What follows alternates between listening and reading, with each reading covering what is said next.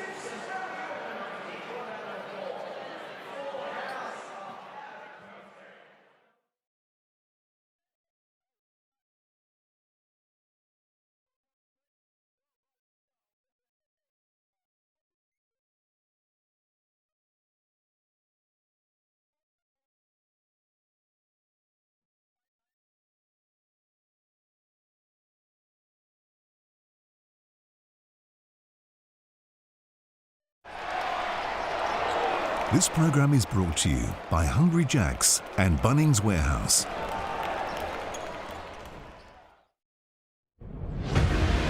Big game in the West at RAC Arena. Should be very entertaining indeed. Cotton inside, gets it to go, and one. Cotton nestles that one in nicely. He's got the eye. He's on fire. Here he is again. Guarding Cotton. In the place no one wants to be. Cotton the other way, gets it to go. Bryce Cotton is in some kind of mood. He's got the defense at his mercy. He's got the crowd on their feet. And they rise for Bryce once more. 31 at the half. Shot clock winding down. Finds his way inside. What about the move? Oh my. Cotton for 2 more.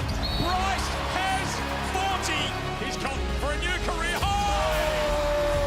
46 for Bryce Cotton.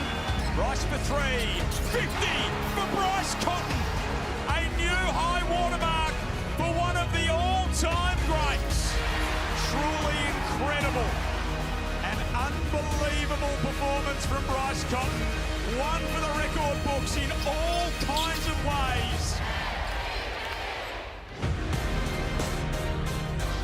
Hello folks, the Hungry Jacks NBL continues here in Perth and it's heritage round. The Cats celebrating 1995. Can Bryce repeat his 59-point performance? And if history repeats, this Wildcats and Hawks clash will be a high-scoring affair. These two teams love a bucket. Lockie Redding commentary, Brad Rosen here as well, and Damien Martin. Damo, welcome to the National Bryce League. Oh, mate, that's a little harsh considering there's so much talent on display across the whole league, but off the back of that 59-point performance last week, and I'll allow it for this, but cannot wait to see all the stars out there on show tonight, one of which is that man on your screen in Bryce Cotton. 59 points. It was simply the best individual performance I've ever witnessed, and I was fortunate enough to be here live at RAC Arena. We're loving this though, aren't they? I mean, 51 points from Bateman. We saw that a few weeks ago. Chris Golding had a 46. This is just a great competition. We're loving it. Great also to have Brad Rosen in the house, inside the jungle. Bryce Cotton, how much is he worth? Oh, good evening, everyone. It is great to be here. He's worth what anyone can afford. That's as simple as it is. There's a lot of talk. Is he going to be around next year and what's going on? The number one thing is that man is the all-time record points in a game. And look at that. James Crawford, Brooke Pinder, unbelievable. Loving what I've seen. Man, Damo, that was unbelievable last weekend. So much talk about his future. The contract, of course, is all the talk in Perth during this week. I'm sure around the whole nation. Does he stay? Does he play for another NBL team? Or does Big Trev Gleeson over there in Japan steal him and pay him whatever he wants? Mate, you interviewed Trevor Gleeson during the week. What was your feel after you spoke with Trevor? What was his reaction when you asked him the question? He laughed, and like Mr. Burns on The Simpsons, just rubbed his hands together. So he's got a lot of money up his sleeve. Lockie, would you mind just telling him Sydney weather's beautiful for Bryce? Yes. Just tell him there's no problems if he wants to come east. Let's take a look at the Mitsubishi ladder, because this is an interesting game for both these teams, and Perth can jump into the top four. Illawarra look nice sitting in second position. Look, I've been watching a lot of Illawarra games. I've been privileged to watch them, and they are high octane and they get the ball up the court. They've been really good this year, and I expect nothing different coming here tonight. Perth, they've been great at home, especially the last few weeks. They've been putting a lot of points on the board. This is going to be a ripper. This Hawks team can win the championship. They've just got to control the ball. 17 turnovers last week. There's a little bit of a concern, in closing out games has been a little difficult for them. Oh, look, I'm a big fan of the Illawarra Hawks. I do believe they can tick all the boxes required in order to win a championship, and I still think their best basketball is yet to come. So defensively, when you've got someone like a Wani Swaka the Bullock, he can flat out go on and win that award later in the year. Offensively, though, that's where they truly shine. They get stops, then they get out and run, and they've got plenty of superstars who can put the ball through the hoop. And that is one of them there, Darius Days. He was starting to be in the year. They made a change, and it's really affected him in a good way. He's starting to put the ball in the hole. He is dynamite from the three-point line. I speak to Matt Campbell a lot, and they love what he brings.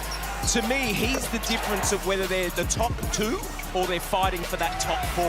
If he gets going like he can and like he's been the last 2 weeks, he's a good, fun, bubbly guy around the team. He could be the big one that changes this whole dynamic for the Illawarra Hawks. He's a big unit as well. All right, Brad, the coach, give me Riley's whiteboard. What's going to happen tonight? Look, the number one thing is defensive transition. That's what they have to be careful of. Illawarra have been outstanding on the defense and then going, and that's what Perth Wildcats will have to wait for tonight. The other one, get Bryce the ball. Now, we saw when Golding came off that 46, they get him the ball, keep going, go back to Bryce and let him get another 60 tonight. All right, Damo, Tatum's tactics. I'm going to keep it short and sweet. It's not all about one. It's got to be a team defensively when it comes to Bryce. Play fast, back yourself. These teams are 1 and 2 when it comes to fast break points. Fast break points, go and have some fun out there. There's the starting five. Harvey, Kell, Swaka Bullock will have the assignment on Cotton. Sam Froling, I love him. I reckon he's one of the best four men in the competition, and looking forward to seeing him in this game. And Mason Peatling, we know what he can do. He'll have a real crack. The Perth Wildcats, they're starting five changes each week, but Almanza gets the start with Pinder being sick. Benny Henschel stays in the starting five with Webster back in the team. Look, I don't think Benny Henschel coming in the starting five is a drop-off whatsoever. He's had plenty of opportunities, whether it's through Webster, whether it's through when Bryce Cotton was out injured. He is coming to his own this season. We're underway. Thanks very much to the producers as well, to have Brad Rosen and Damien Martin alongside Trek here, the two most beautiful men, and then you got Trek down the ends in the commentary. A little delay to the start of this game. Now hopefully underway. It'll be a Hawks ball to get us into the front courts.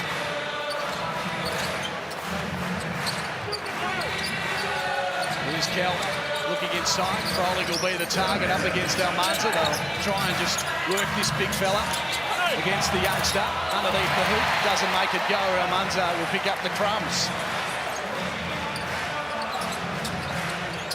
So no score to get us underway for the Hawks. Swakala-Vulik all over Bryce at the moment. Almanza feeling it straight away. His basket doesn't go. Kept alive by Henschel. Doolittle again to Almanza. So the teenager has been the target defensively and offensively. He's putting together a good block of basketball. Obviously, a few more opportunities with Keanu Kinder ruled out through that illness. But of late, he's been fantastic for the Wildcats. And he needs to be at his best coming up against one of the best big men in the league in Sam Foley.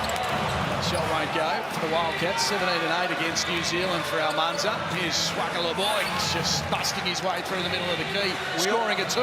We all know Wani is great on the defensive end, but it's his offense this year that has been great. Last week he had about 9 or 11 points in that first quarter and really gives them a lift, but it's his defense on Bryce. And if we learn anything last night, what Melbourne did to New Zealand, when Bryce gets the ball and then passes it, watch Wani try and take it away. And that's what they did last night against PJC, where when he gave it up, he didn't get it back, and that really affected New Zealand's game. This doesn't look good right here for Doolittle. Had some issues in the last few weeks. Might take a look at the Tangerine timeout or a break in a moment as Swakala-Vulik takes that one to the hoop.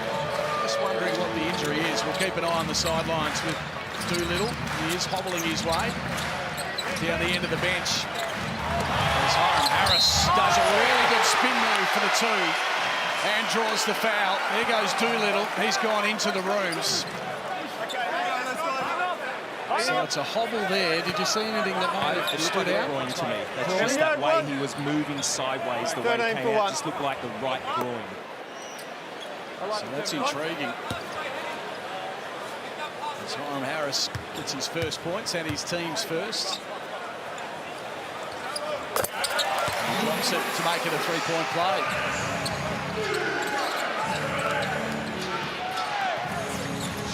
Mitchell with the pressure. Harvey now into Froling. Here's Harvey again, round the baseline. Good little feed, and Peatling makes the basket as well. He'll go to the line. Okay, we got one here. Let's line up. Nice work. Army replay. Harvey, that was a fancy little pass, wasn't it? And Peatling making a really encouraging start. Can he make it a 3-point play and keep the pressure on? He doesn't on that occasion. Windler will take the rebounds. Windler's an interesting one. We've seen him have glimpses of great basketball. He put together a nice performance last Friday. But with this expected to be a high-scoring game, where does he find himself at the offensive end? Because he can space the floor, he can shoot it, but he doesn't necessarily demand it. I'd love to see him come into his own tonight, demand the ball and back himself in. Here's Peatling again, had it slapped out of his hands, but there's a foul there. If I said to you that there was a 5 of Henschel, Cotton, Windler and Almanza, and Harris has got all the points, you'd be a little surprised. So there we go there. That is a groin. Good pick up from Brad Rosen. He's come straight across. No jet lag for our man Rosen. He's all over the injuries. Haven't slept for 3 days, but it's great. Is that the excitement of working with Damo? You, Lockie. Oh, yeah, sure. So 5 plays 5. This is certain to be an intriguing battle between these two teams. The Hawks know how to score points, and so too at home the Perth Wildcats. Is a foul called there. Harvey not happy with the call.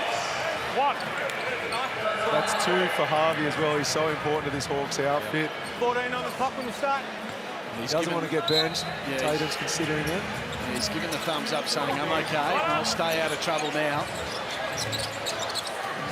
Henschel gets the hand off and sends it from a long way. away, but it won't drop. Wildcats coming into this game, Brad, 240 points in the last 2 games, the most by any team in back-to-back games in the 40-minute era. Look, they've just been great. The confidence and the way they're running the floor, you just love to see it. It is coming a lot from their defense as well. Lots of hands in there, no fouls, says the referees. That's a nice long ball. Craig Kell hits it.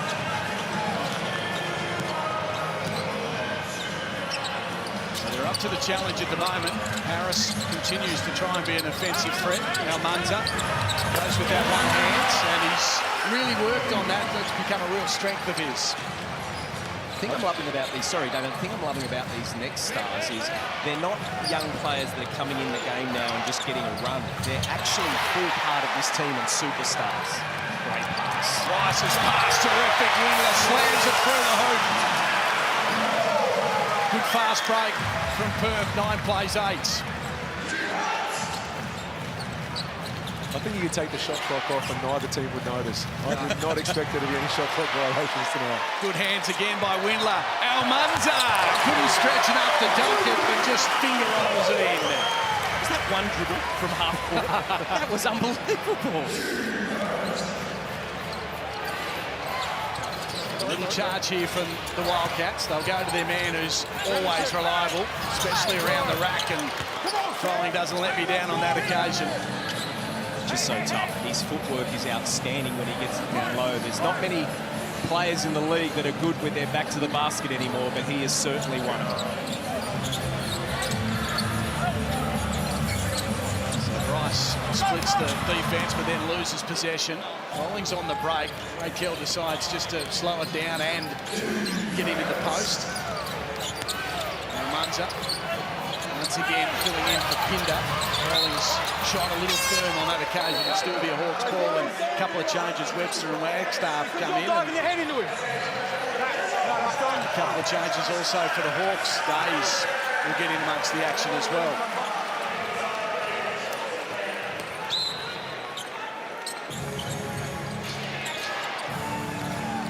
Here he is, the big unit. We spoke about him, and a nice, easy bucket to get him underway in this game.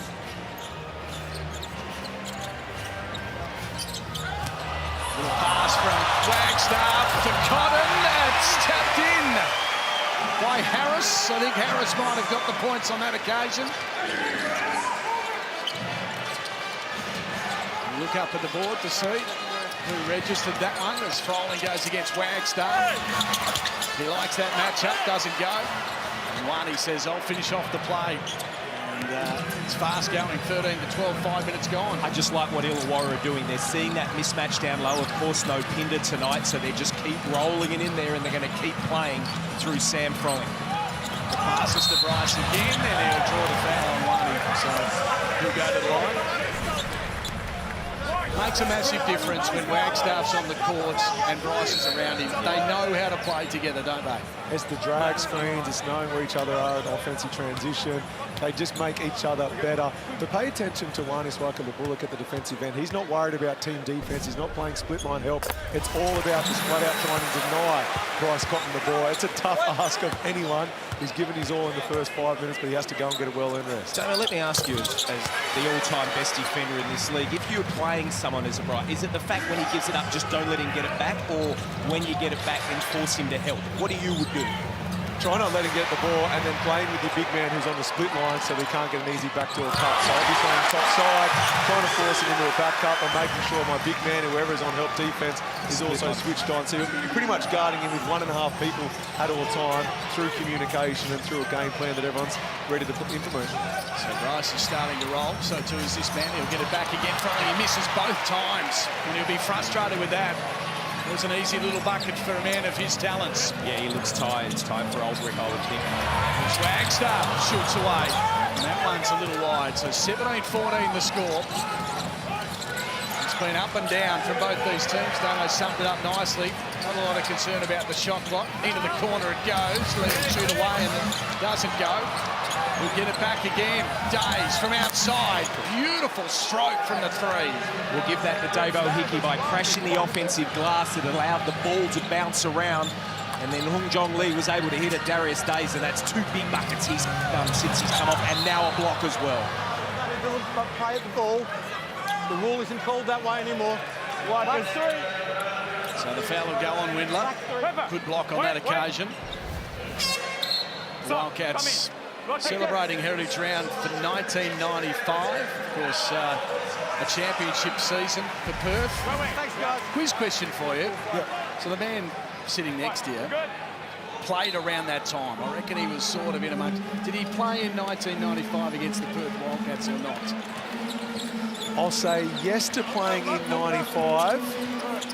I don't see enough bruises on him. He doesn't walk with a limp to have played against that team in particular with the likes of Vlahov filling up the paint. Well, I can actually answer it.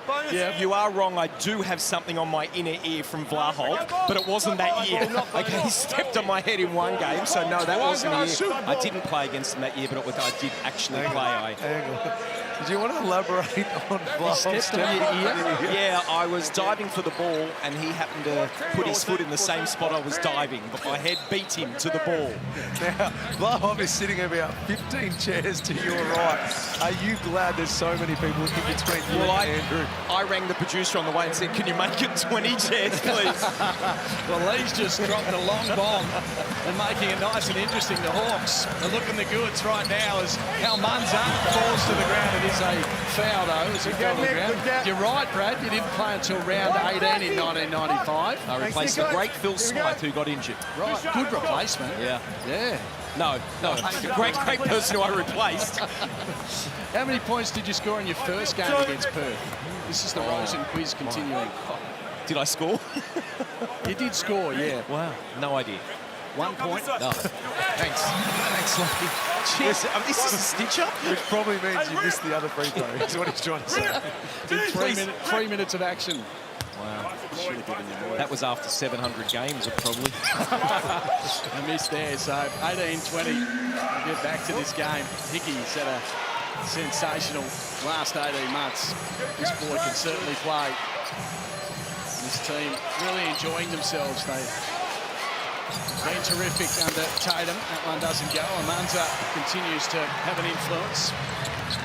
Pass from Webster to Wagstaff, not shy of shooting. Amanza's underneath, grabs hold of it, and the hook shot good. So the youngster, the next star, is having a real crack.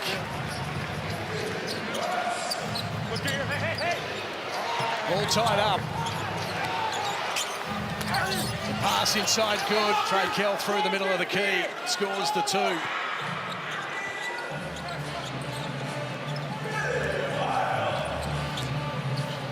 Plenty of tired bodies already. We've only travelled about 8 minutes. There's Windler. His one doesn't go on that occasion. There's a foul down the other end. Well, that's the defensive transition I'm talking about. When there's stops for Illawarra down one end, they run.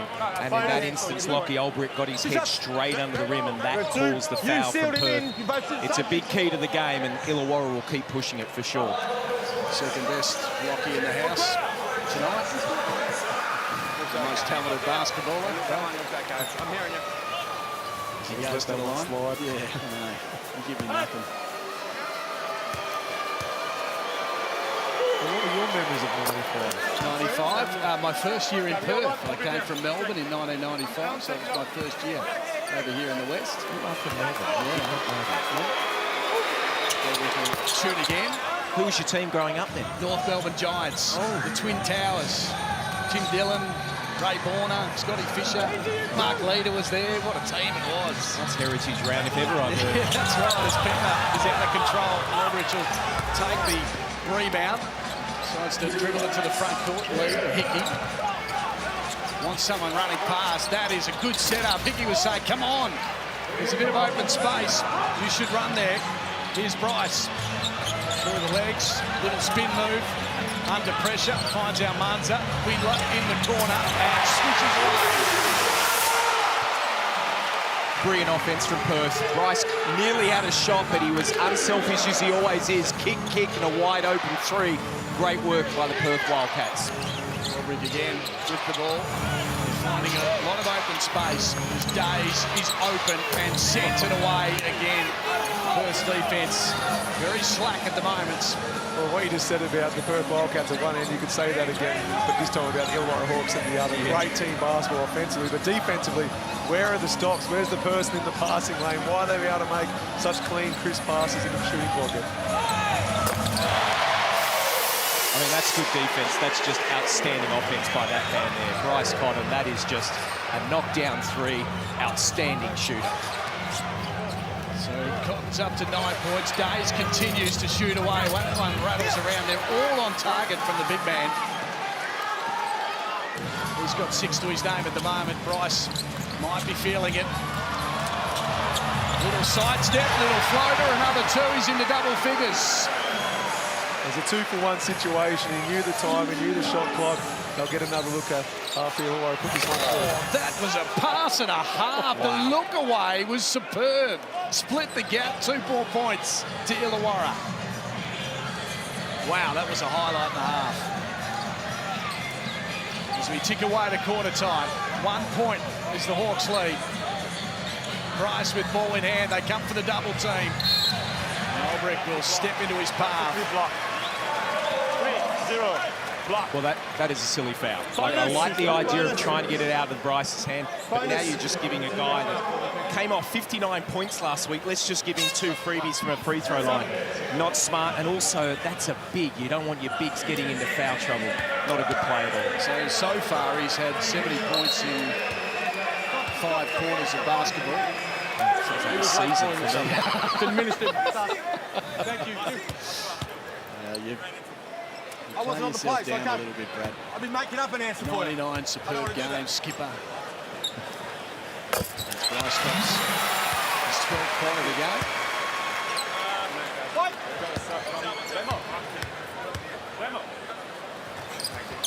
And he drops the other one as well. And he'll rest up. Good 10 points. Smart sub. Just get him out. Don't want to have a foul. Anything of that nature. Hawks with 5 on the clock.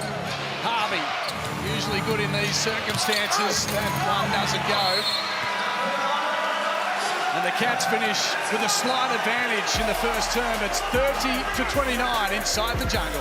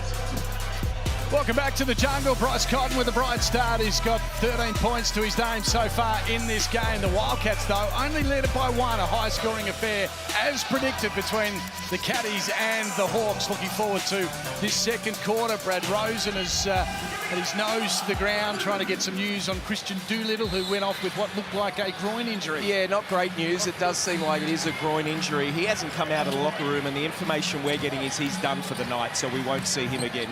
The last point I'd like to make is Bryce had 13. 10 of those was when Wani was off the court. Very big stat right there. It's all about timing as we're underway in this second term. Here is Froling, looking to hand it off. Harvey. And it came off the boots. So I suppose bad news for the Perth Wildcats. Doolittle is a very important player, but they do have Todd Withers just hovering around, aren't they, coming off the bench. And when he plays, he's been able to stand up. They've got a double this weekend, so worst case scenario, Todd gets a bit of action. When they signed him as an injury replacement player that's specifically signed to replace imports, I think a few people have thought, well, hang on, surely you don't have to play that type of risk in preparation for the season. But he's played a lot of games because some of the Wildcats imports have spent a significant amount of time on the sideline. So Froling getting amongst the action as well. I need a little bit more from him. He's been working hard. Henschel looks inside to Wagstaff, and there's a bit of a push there. So that's three. And that's 3 for Tyler Harvey, so that's a huge concern. He's going to have to come out. They're going to check whether they need to review it. Yeah, Dave O'Hickey's going to come back in. I just saw that last possession now. Munza had the ball and Bryce really wanted it. Wani's working his butt off to try and get over screens and do everything. It's a tough position to be in.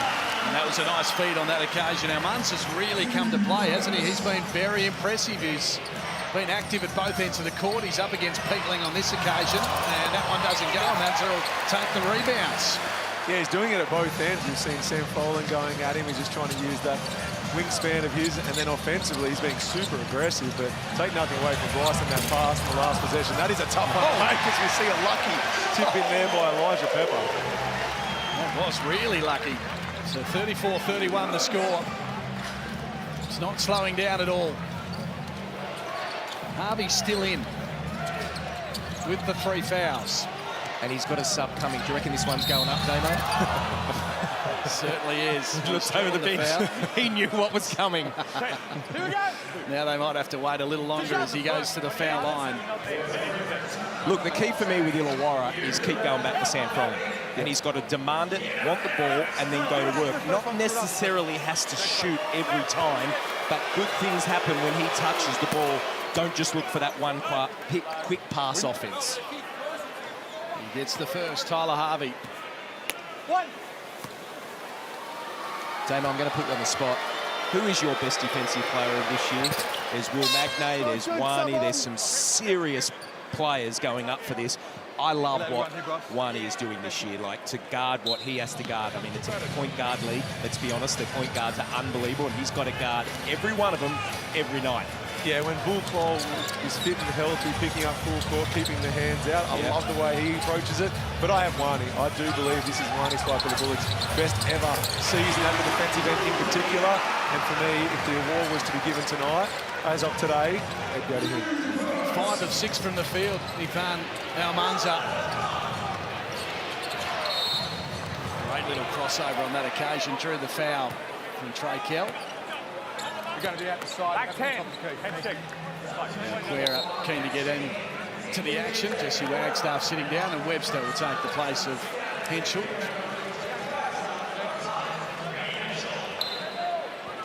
36-33, that's the score early in this second term. Marnie will just muscle his way into the key.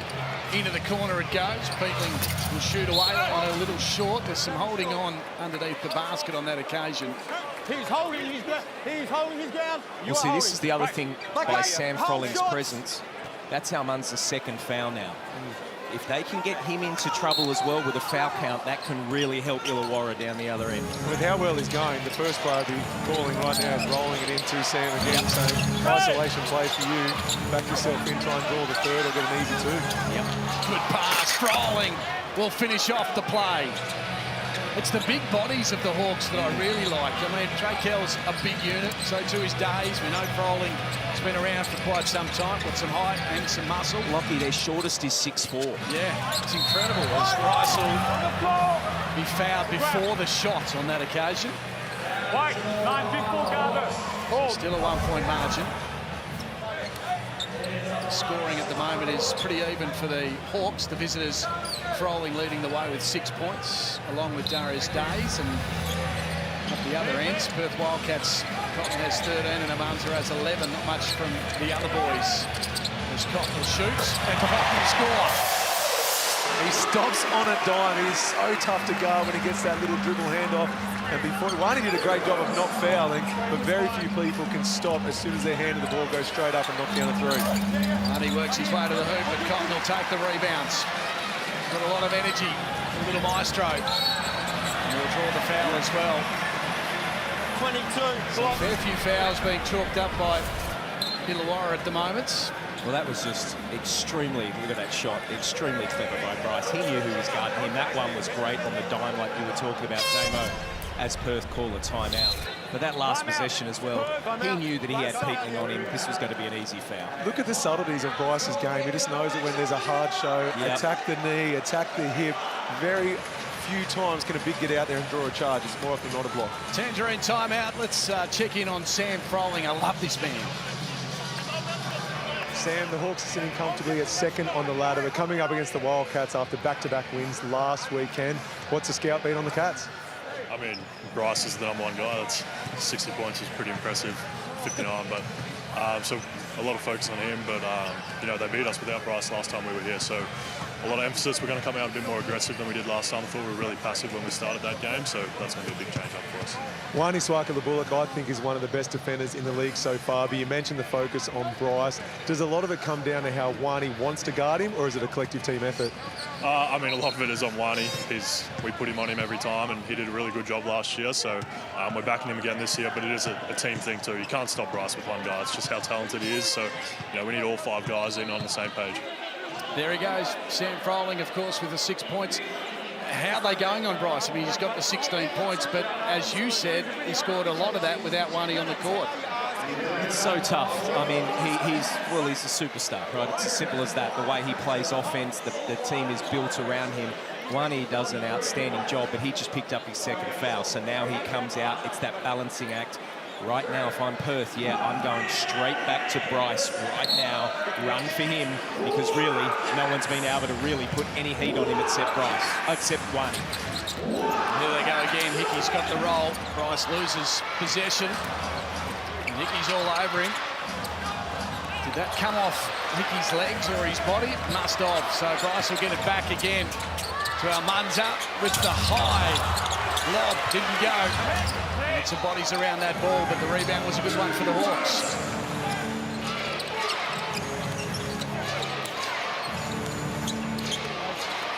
Kell looking inside, Froling against Webster, stuck in the corner. Lee also in the corner, that one a little firm. He's Froling again, good muscle, and draws the foul. He'll go to the line.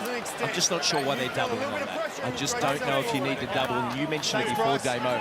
The ball gets crisped around, and you saw Darius Days hit a 3 earlier. They're lucky Hung Jong Lee missed that because he's a sharpshooter. I think this doubling is not working right now. The NBL Summer Shootout is here. Choose the club that will score the highest points in their Summer Shootout game and correctly predict their score for your chance to win $100,000. That's what we're paying Damo just for this game. Enter via the QR code or nbl.com.au/shootout. Get involved. That is a fun competition. And these two teams would be probably 2 of the teams you'd be thinking about. Oh, yeah, although things have slowed down a little bit at the offensive end. Start of this second quarter, but it does not take long for him to get going. Webster charging to the basket off the rack with 2.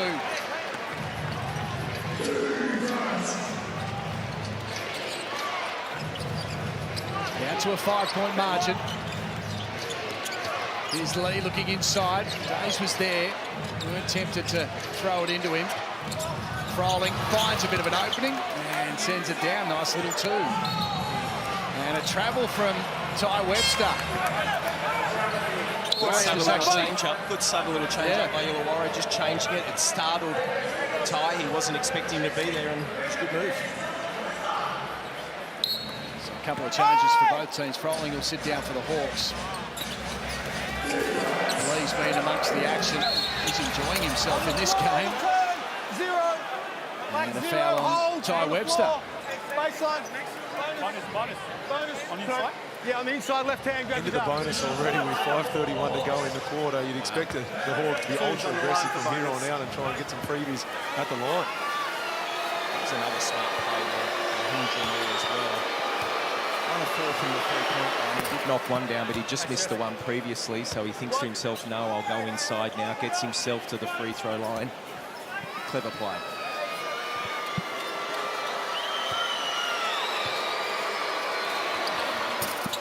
Back to one. As Blanchfield's keen to get amongst the action as well. Lee will sit down. We're good. Here we go. Good little fight back from the Hawks.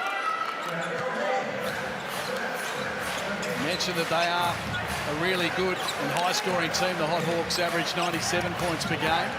They've had 7 100-point games so far this season, which has been really impressive. Here's Cotton. That floater will rattle around. It's tapped away from Blanchfield.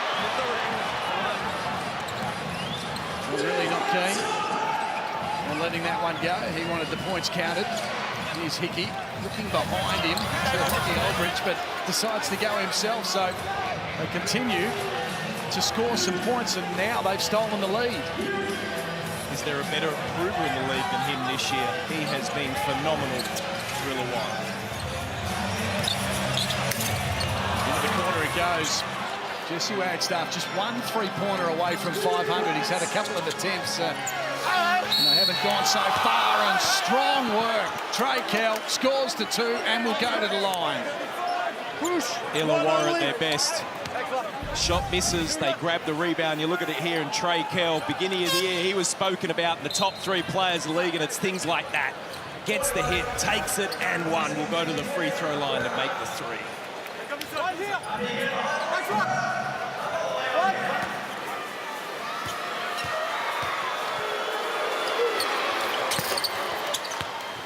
More points for the Hawks. They've turned a 5-point deficit into a 4-point lead. The Cats are stuck at the moment. Can't get the points on the board. Still 4 and a bit to go in this second term. Ulbricht's up on Armanta. And there's a bit of work off the ball going at the moment, and Wagstaff's finished on his backside. And the foul's on, is it Blanchfield? I think it might have been. I think it might have been Days. Was it Days, was it? See it on your screen there. Here we Thank you. Thanks, Ty. There we go, just shoving him over. The Amy replay all over it. We've got cameras everywhere, can't get away with anything. Long pass, Bryce Cotton. Screen to be set, double team there. Wagstaff puts it on the floor. On the pass. Lee will be called for the foul. On the pass. They're into the bonus as well. The aggressive nature which both teams are playing at the offensive end, it was inevitable they're going to spend a lot of time at the free throw line. I just hope it doesn't slow down the speed of the game when we're in play. Well, it's been noticeable, Damo, as you just said then, with the double teaming. They double team, but it seems the rotation has been poor from both teams. They're closing out on low shoulders, allowing middle or high shoulder, and allowing the opposite as the first free throw. The key when you double is you've got to close out in the right way so you're helping your team. And that isn't happening at the moment. You don't want to give up one pass away. So you want someone hitting the roll drive. You also want someone ball side denying. In that case, it would have been Jesse Wagstaff. So they've got to take it back weak side or a skip pass and slow it down. Days' basket won't go. Ulbrich has it stripped out of his hands. Referees will chat, and it'll be a Wildcats ball.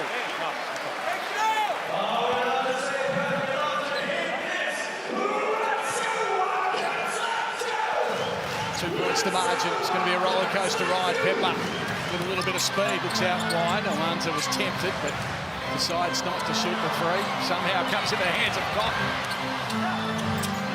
Spinning, turning, can't make the basket go. And they've done a good job at the moment to slow him down.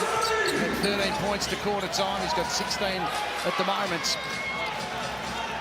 He had 41 to halftime on Sunday, and there it is again. An open man underneath the hoop. Day scores, and plenty of concern for the Perth Wildcats. And credit to the Illawarra Hawks. They've seen a weakness with the defensive guarding on the post. They just keep going back to it. They don't care who it is. As soon as they see what they consider a mismatch, they're rolling it in, knowing there's going to be a double team. And whilst they haven't punished them every time, they are getting open looks out of it.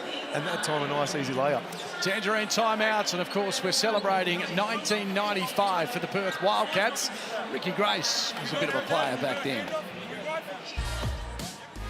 My most memorable three that comes to mind straight away is 1990 Grand Final, Game 3. We were up a bit, and Brisbane was making a run at us.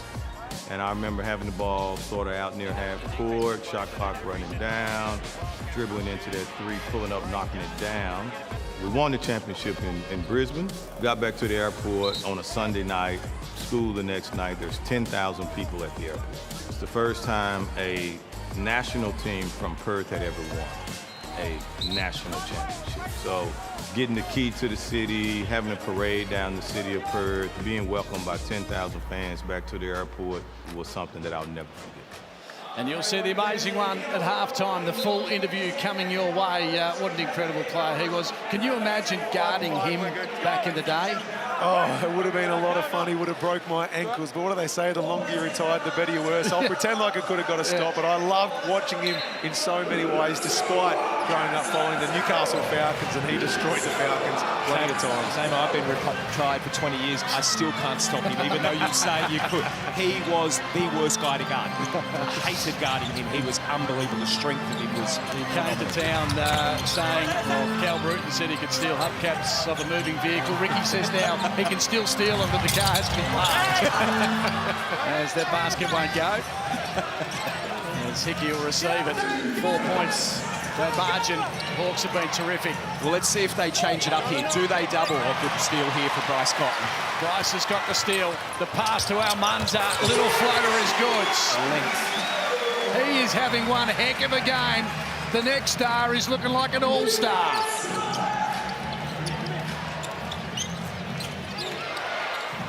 You mentioned Cal Bruton. We saw a bit of footage of him there holding the trophy when he was the coach. But we saw him earlier during the Bullets game celebrating Heritage Round. He's been to plenty of clubs and had plenty of success. He certainly has. He's a great man, Cal. Great work by Illawarra there. No double. So Lockie Oldbrook took his time and just backed him down and made the two. Keep going back to it as Bryce hits another three.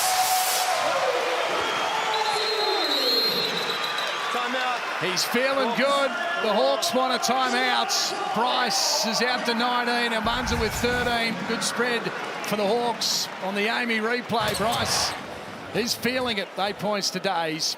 And, of course, 6 points to Lockie Aldridge, who's had a pretty good start to his game.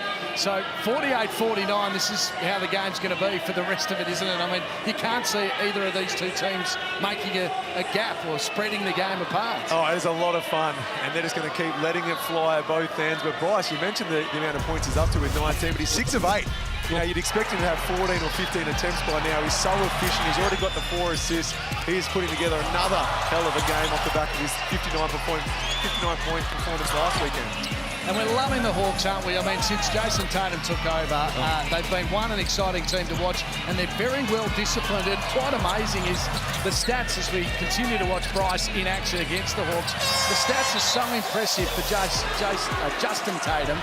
Most successful coach of the Illawarra Hawks, winning percentage-wise, 59.5. So they've had so many great coaches. There's Bryce's spread in a 59-point game, but of course, right now he sits at 19. Just interesting, isn't it? Like 20 and then 17 after that longer break, and 11 in both of the second and third quarters. It's just to see him live, and I'm here and I've watched a couple now. I was in Brisbane for a game as well. He just gets handled every single time. So to be able to score is a treat, and to do it as much as he does, unbelievable. Wildcats will come out of that timeout in that 2-3 zone. See what the Hawks do to punish it. Nice. Oh, that's a good move. He looks so composed. Well, they just don't have an answer at the moment. They've doubled, they've tried, they've hit wide open threes. If not, they keep rolling it in and then go one-on-one. A zone's a try, but it's still working. Great work by Illawarra. Webster has to stop the pop and drop the two. Basket for basket at the moment. His days to Trey Kell. Wants to take on Windler. On that occasion guarded well, and there's a foul in there. And Munns is keen to just react. The youngster, not shy to take on the veteran. No es necesidad, ¿vale? ¿Vale? Vamos. Oh, a little bit of Spanish between the two, the referees. That's nice work. Not sure what they said. You okay? So we're going to have a bit of a chat about this one. Stay separated, please. Stay separated. I don't see much in there at all. Yes, the foul's on Blanchfield. Good work by the referees. If anything, Ty's even pushed Blanchfield a little bit, but it's still a foul on Blanchfield. Which I don't have the best angle on the second shot. Fernandez showed us a little bit of Spanish towards the head region. He does pulling the arm down, but I don't think it's any. Does he on the follow through? I didn't see any into the head. Okay, we move on. So you got the foul, delivered it out. Yeah. We move on. Foul wide. We certainly do. 21. On the arm. You know what? That is excellent refereeing. They came together, they chatted about it, they got the right result, and we move on. And we had a little bit of Spanish. It was fantastic. Otherwise, they're going to shoot 1,000. He's MVP right now, Nicholas Fernandez. That's brilliant. As Almanza will go to the line. Whether we're going to send it up or not. Two. Thank you, mate. Interesting substitution here. We mentioned one, he had 2 fouls. He's brought him back on and then just brought him straight back out. So he did come on for a possession or two and then just took him out. He's obviously trying to not let Bryce get off, but also not let him get the 3 fouls. It's a juggle, isn't it, Damo? Well, right now you're looking at who I consider, potentially the Illawarra Hawks' best player in Tyler Harvey, who spent the majority of this first half on the bench with the 3 fouls. Now you get to bring Tyler back into the starting 5 for the second half, and Wani coming out with only the 2 fouls, which means he can stay ultra aggressive at the defensive end. And all that said, you've still got a 1-point lead, so you feel pretty good about yourself if you're an Illawarra Hawks player or supporter right now. Yeah, good call. The double team comes again for Bryce. The pass to Almanza, who was freed up because Ulrich was going for the double team. Couldn't make the play, though. So he's had a couple of misses now from the foul line and inside the key. This man's not missing at all. He's barging his way through the key and scoring 2s at will. That defensive transition that we speak about. Look, it's great offense from both teams. Even that last possession, as Jesse puts up a 3 and misses that. Oh, that could be Almanza's 3rd foul. They're going to look at it. That would be big if it is. Hold around the front. Around that whole area. Nope, they won't challenge it, and I'm pretty sure that's his 3rd. You'd have to take him out of the game now. You wouldn't want him to get his 4th. Yeah. He's had a bright start. He's had the 13 points. He's got the 5 rebounds, 2 assists, but down the other ends, this... Not that young man down the other end who's about to score. And Lockie is, he's been terrific, hasn't he? 10 points into double figures. He's been a superb presence. And it's been like a veteranized type 10 as he misses that free throw. Like he's been very calm and composed. He's got the ball. He waited for the double team. If it came, he passed. If he didn't, he scored a couple of times. He's been really, really impressive. For Debbie Burgers, Cats fans keen. They're hungry for hungry. Oh, yes. And they're going to get some. They're going to get a little burger. The code word, efforts. And we love a bit of efforts in a game of basketball. Hungry Jacks. There's a steal. The Hawks. Can they finish the term in style? Days does with the 2. Great response, 5 points to leads. Perth with the last shot, you'd think of this first half.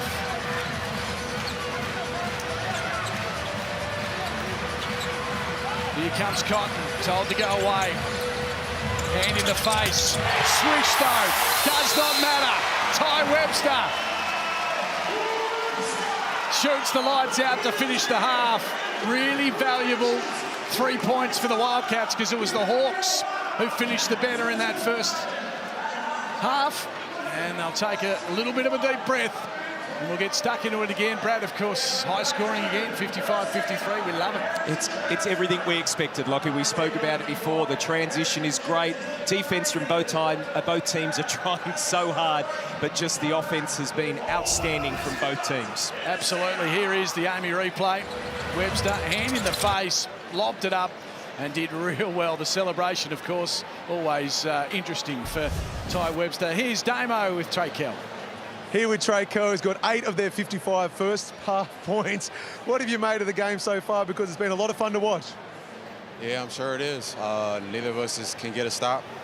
So I'm sure both coaches will trying to figure out a game plan to kind of slow each other down. Expectations was it was going to be a fast-paced game. Did you guys just say, let's back ourselves in, stick to our style of play, or were you hoping to play at a slower pace when you're away from home? No, I think it's a mixture of both. I mean, you don't want to just continue running all game, especially when they're at home. But at the same time, like you mentioned, you know, we're a fast-paced, high-scoring team as well. So, you know, we got to kind of play our game and do our best to kind of, you know, get them out of theirs. Best of luck in the second half. There he goes, 8 points for Trey Kell, an important player in this Hawks lineup. And they lead at 55-53 at half-time.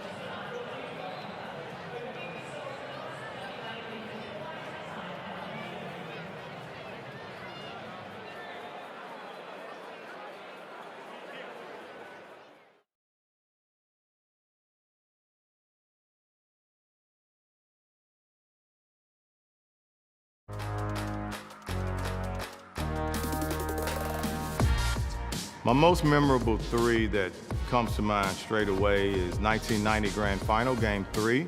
It was the deciding game. We were up a bit, and Brisbane was making a run at us. And I remember having the ball sort of out near half court, shot clock running down, dribbling into that three, pulling up, knocking it down. And after I knocked it down, I remember turning around immediately looking at Cal Bruton, just thinking, shut up, I got this. We won the championship in Brisbane. Got back to the airport on a Sunday night, school the next night. There's 10,000 people at the airport. It's the first time a national team from Perth had ever won a national championship, something that I'll never forget. 1991, the coach that won the championship in 1990 basically got the sack. So we started the season off with this new coach from the Chicago Bulls. We went total opposite, from running, stunning, to have some fun, now not scoring nowhere near as much and not as exciting basketball. But we had the best record that we've ever had. He's got a smile on the face. The arms are in the air. The Wildcats are champions. 1991, again, that back-to-back championship. My first 2 years, I get championships, so I'm thinking everything is great. Grace on his hand. Whoa! The little man gets up high. A lot of people say the 1993 Grand Final was the best in NBL history, but not for me, because we lost. That game 3, where Blahoff shot that 3 and it rimmed in and out, is in Wildcats folklore. Where were you when Andrew Blahoff had that shot that almost got us over the hump and into overtime? It was just some seriously great basketball. As much as I hated the Melbourne Tigers, I still couldn't help but be happy for Andrew and his dad, Lindsay, because they are the GOATs. Lindsay's the best coach in NBL history. Andrew's the best player in NBL history. Oh, welcome back, and he was the king of the jungle for quite some time, part of several championships for the Perth Wildcats. What do you remember, Brad Rosen, of Ricky Grace? Oh, Ricky Grace, look, I got the privilege of playing against him a number of times and I hated it, as simple as that. He was so hard to guard, his strength in the lower core was unbelievable, and that's why they called him Amazing Grace. He was great. Yeah, incredible, had a huge influence over here in Perth. 2 points is the margin. The Hawks, though, have been really good, haven't they? Defense is not really the word inside the jungle.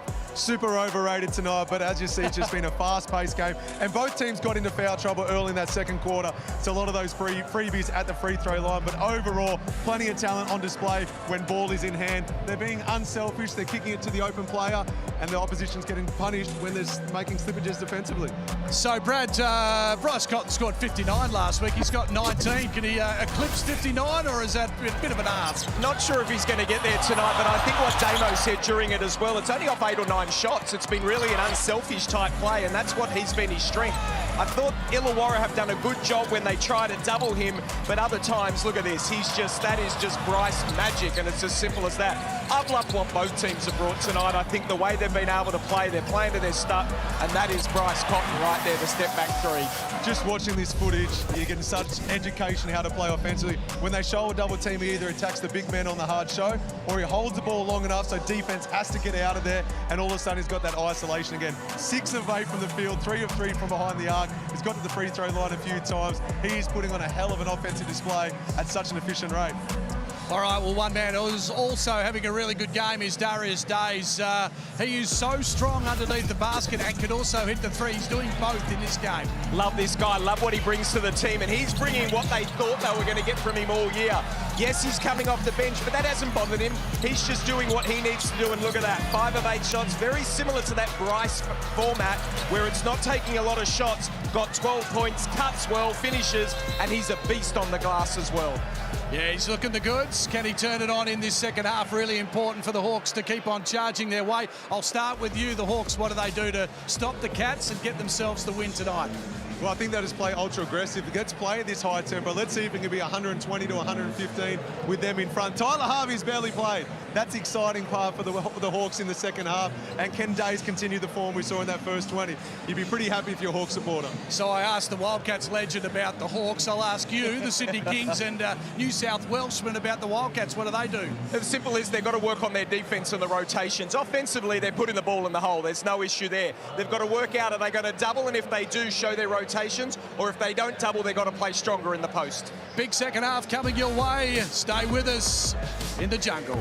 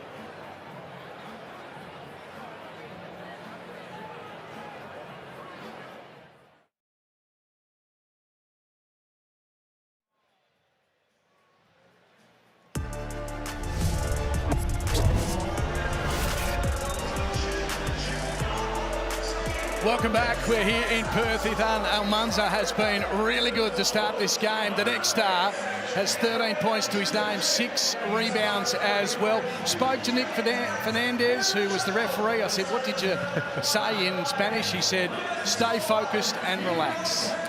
There you go. Did he say that to you in Spanish again? No, he didn't. No, he said it in English because he saw me and went, you're a dumbass. So I'll keep it real simple for you lot. Ethan Almanza, a really important player, especially with Keanu Pinder out tonight, and Christian Doolittle, who has a groin injury. Agreed, and I'm going straight at him. He's got 3 fouls. He's been a key. You want him to pick up that 4th foul if you're Illawarra and go at him early. So the Bigs having their impact for the Hawks in that first half.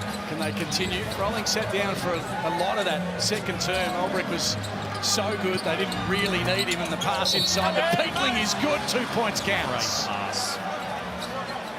Basket, black 3, push, 1. Well, Damo, that felt better from Perth. It was a decent double. They made the doubler have to back away from the ring, kick, but it was just the closeout allowing to the middle of the You try and avoid a double at all costs. Yeah. It's as simple as that. But in saying that, it's Tyler Harvey. You don't want him to get going, so they might have said at halftime, hey, Tyler's going to be back out there. He's got 3 fouls. Go at him when he's on defense, but offensively, don't let him get going. Let's get after him with a double team. Instead, he drops off a beautiful dime, leads to an M1. Windler's finding it hard to get amongst the points. He's only got 5 to his name at the moment. He's Trey Kell, under pressure, finds Peatling.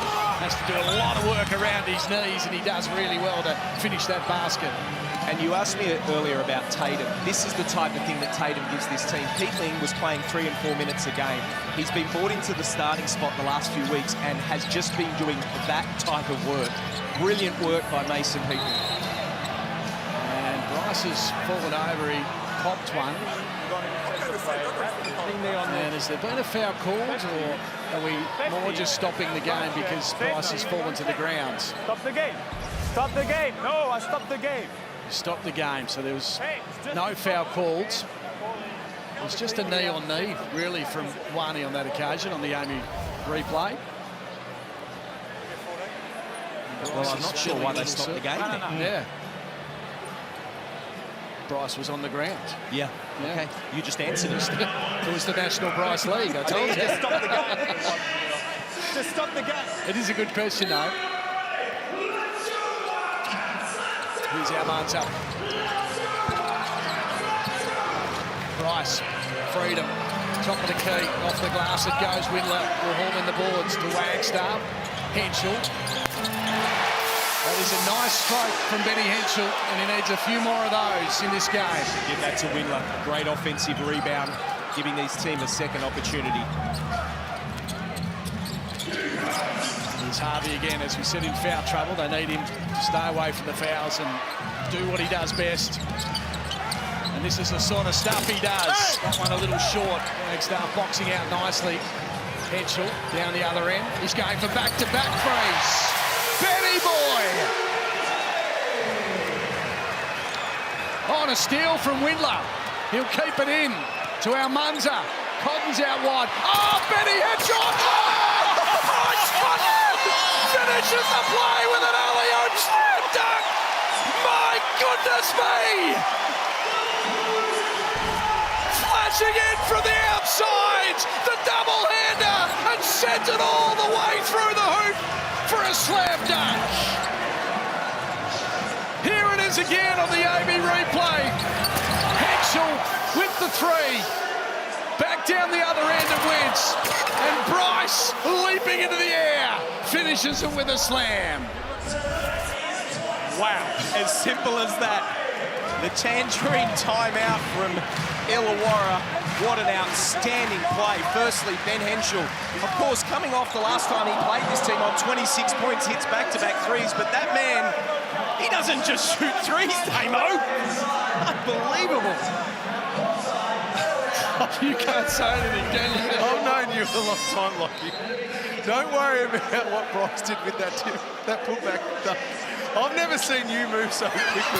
You got caught up in the moment. I know you've done your hamstring with how quickly you got off the chair.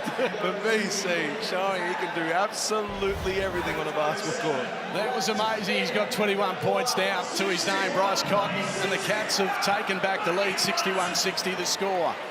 Can run the end line, guys. Can run the end line. We settle things down again. Bit of energy back in the Perth arena. I like this little full court press there from Perth, changing it up. Cotton on Traykel, Peatling. Can the Hawks respond? Wani. Tyler Harvey, little feet inside. Froling up against Henschel. That one misses. Henschel will take the boards. You can just feel the pressure now on the Hawks because his crowd is going to get involved. Wagstaff, the 500. Oh, it's off the boot of Windler. Or one of the players in there. Peatling, Wani with the three. Good response, Hawks. Peatling's little kick to himself.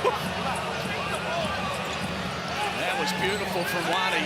He sat on the outside as Henschel starting to feel a little bit of confidence. He's racking up the points in this third quarter.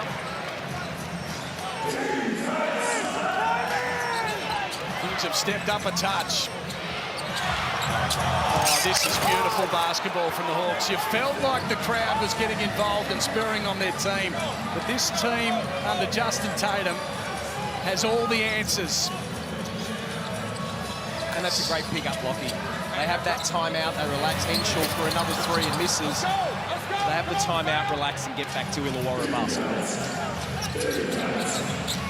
63-65. Traykel again, will just drop in another two. There's five doing the job at the moment for the visitors. Big screen set on Wani. Goes to his feet. Step back for Bryce. Hand in the face. Bryce Cotton. We spoke about the connection that Jesse Wagstaff and Bryce Cotton have out there on the floor. We see Wani picking up full court, doing the right thing, but all of a sudden Jesse Wagstaff realised he has no defender on him. He's got a clean hit with no communication coming for the Hawks defender. Bryce gets the switch, all of a sudden he does the rest. Good rebounding this time by the Hawks. Slapped out of the hands of Wani. So much energy right now, isn't it? Fantastic atmosphere. Fantastic atmosphere. Days will come in. Olbrich, who was a star in that second term, will also feature. Wagstaff rests. 1 point the margin. Second place Hawks. Scoring at will. Too easy again. Such an important basket at this stage of the game. A little over five remaining before three-quarter time. Almanza showing some ball skills. Oh, goodness me. Through the leg, spin move, scores the two and draws the foul. I mean, this is a young man, our next star. Look at this. Takes him there, spins, goes up, takes the hit, and one. What a great play. We're starting to see this man's potential, aren't we? It's taken a little bit of time. He's started a few games now for Perth, and when he starts, feels like it gives him a whole world of confidence, and he's been double-figure scorer and rebounder for both those games. And my understanding of his game coming into the Wildcats uniform was he's more back to the basket. Nice little touch going left and right. We're seeing him going off the dribble with confidence and getting to the ring and finishing. Just needs to work on those foul shots. I'm not sure he's so good at... He's 1 of 5, I think he is, from the foul line. He's only young. 2 points at margin. Pass inside, one is there, and another two. And that's the double I'll be getting rid of. You've got Almanza guarding a big. Let's back him in to get the stop.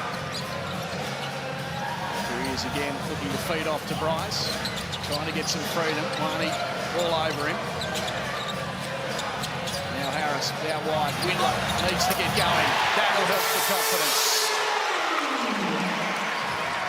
It's really the team that stops the silly breakdown on defense, whatever it may be, whether it's the double and then the rotation. Whoever can fix that up the quickest wins this game. There's a man out wide in Days. He sits in the corner. Make it go. Still got the double team. Frees up Harris, gives it back to Cotton. Days comes out to meet him. Wani all over him, slapped it out of his hands. Good defence. No, he's going to be called for the foul. Thought that was pretty good from Wani, just a little bit of behind the back. He looked at his coach away and told him, no, don't have a challenge there, so he must have known that he got some hand, but I thought it was good when I first saw it, but seeing Wani's reaction, I think he really must have been making some illegal calls. Too honest. So still 1 point, the margin. Webster into the action. Did you used to, it's very rare you don't get called a foul for slapping behind. Did you used to like that play, or you were just always in front of someone? Doesn't matter. I feel like the answer to your question. Here's Webster. He's feeling it after half-time. That one's short, though. Albrecht up against Almanza. Just a little firm. Pressure is enough. There's Days. He can't make it go. Well played by the Wildcats big man. Webster. Oh, somehow. Yeah. That was a carry. Justin Taylor just saying to the referees, great call. Too late. Lee has it now. Almanza, that was a good move. He was stuck then. His feet were in concrete as Lockie Aldridge just spins around and finishes the play. Even when you know you're playing for a double team, you still can't let it be an explosive blow-by. So Almanza's playing high side, trying to get a double team baseline. If someone's not there, you've got to wait for the communication, say send him here, send him here. I think with this timeout, you might see John really getting out of that double team when it's big on big in the block. This is the time Tangerine timeout. 74-71 is the score. And a bit of a chat for both teams to talk over the rest of this game. A little over 3 remaining before three-quarter time. Well, they're obviously trying to get something out of that, Damo, because they've stayed with it. And you could see the coaches jump up there and they're angry at what's happening. And to me, it doesn't feel like they're angry because they're doubling. It seems like the second and third rotation is what they're angry about. Just how long do you keep going? Like, I'm with you. Stop. Get out. We work on that during the week, right? Come back to it. But it seems like they're going to keep trying to get that because I think they're worried that if they don't get out of it, they're going to struggle one-on-one. Absolutely. This Heritage Round, vote for your favourite three-pointer in NBL history for your chance to win 1,000 thanks to Mitsubishi Motors, entered via the QR code or the nbl.com.au/heritage. Is that the best 3 ever hit? Yeah. That's an easy one for me. Who is it? Rob Rose for the dagger that he hit against the Sydney Kings at Clunas Bankaroo. There you go, players playing for Townsville. Outstanding hit. Jerome Randall, Jack McFay, that was a pretty handy long shot. Oh, God. Pretty important. Yeah, okay, good one. Yeah, I'm sorry. Yeah, just left you hanging there, didn't I? It's Pepper. He also gets amongst the action. Benny Knight has, of course, dropped the 3. Nigel Purchase and Andrew Vlahoff had a handy one as well. So many great highlights. This man also piles on the 3-pointers. And it's back-to-back from both teams, 77-74. This is a really entertaining game of basketball.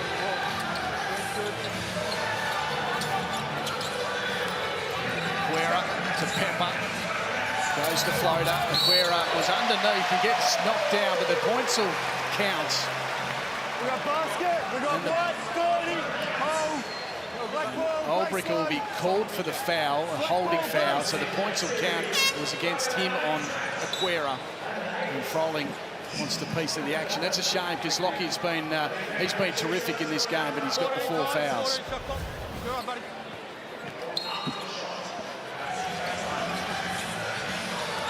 Aquera now to Bryce. He's got the 24 points. Harvey on him.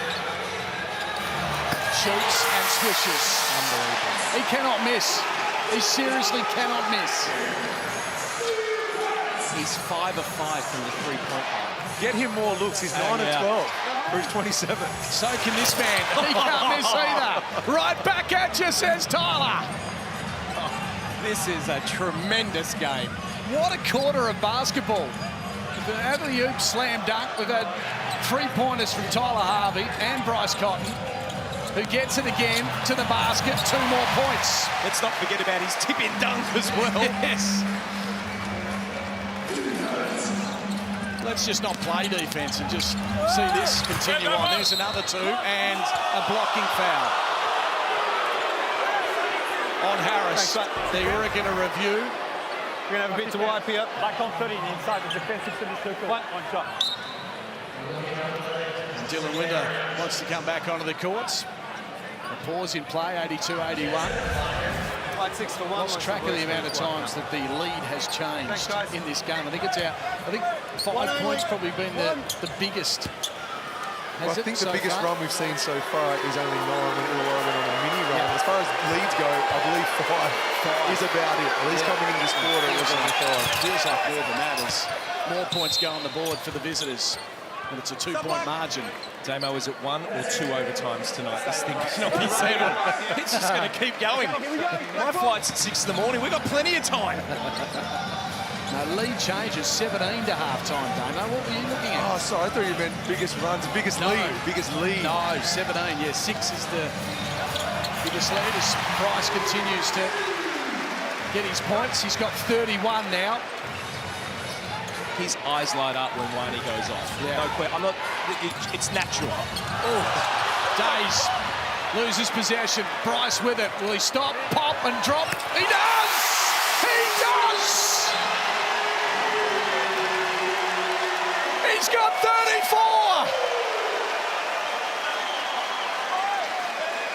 34! And he's got that look at his face. He's starting to think 59 might be possible. It could be. Wow. Did Derek Rucker really have him at number 3? Good evening, Ruck. He was injured.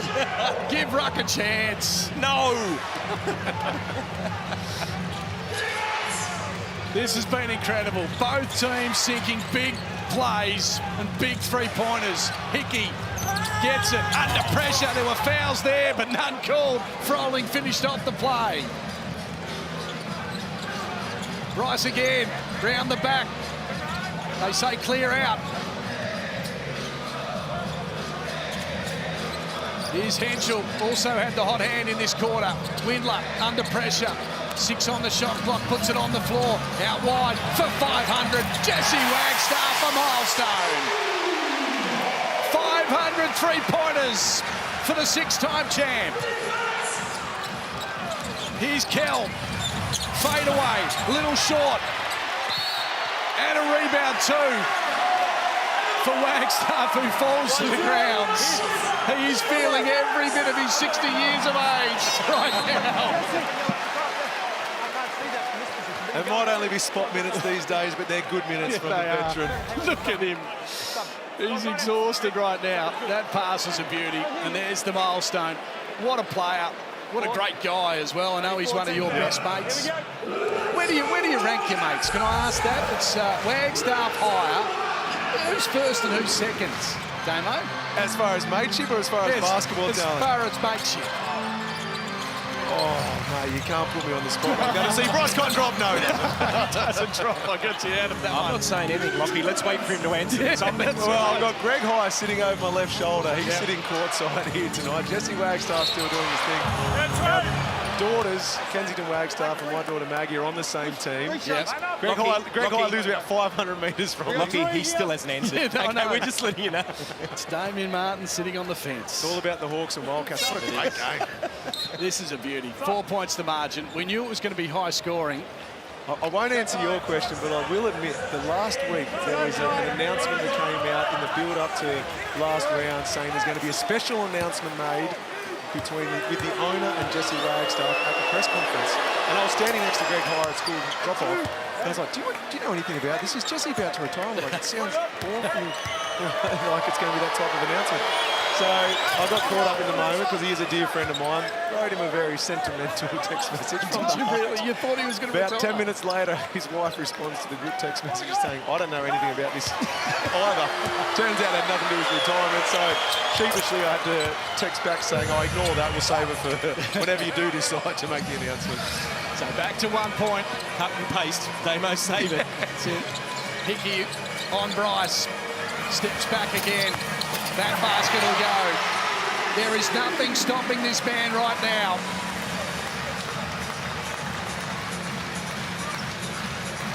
We're closing in three-quarter time. 91-88 coming into three-quarter time. It's been high scoring. Both teams not letting us down. Ooh, that one nearly went as well. Bryce with time on his side. Oh, he had a bit of a fumble. And he missed the opportunity to add to the tally. Bryce Cotton has 36 points, but it's the Caddies only leading by 3. The Hawks are still in it. Stay with us here in the jungle.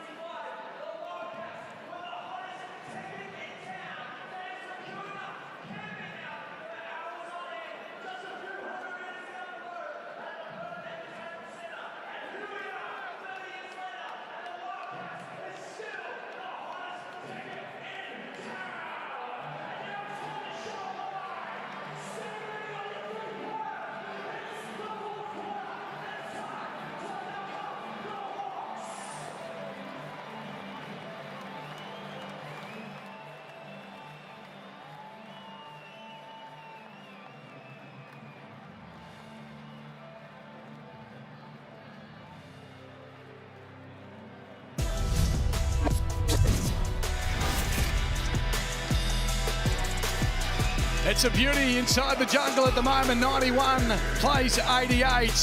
These two teams are having a real crack. It's been so entertaining. The youngsters are putting on a show, and so too is Bryce Cotton. 36 points for the king of the jungle, and finishing with a nice tip jam as well. He's 6 from 6 from the field, and he's had 4 40-point games in his career. He's only 4 away from making it 5. Lockie, he has had 95 points of 45 shots in 3 quarters of basketball. Sorry, in 7 quarters of basketball at 48% shooting.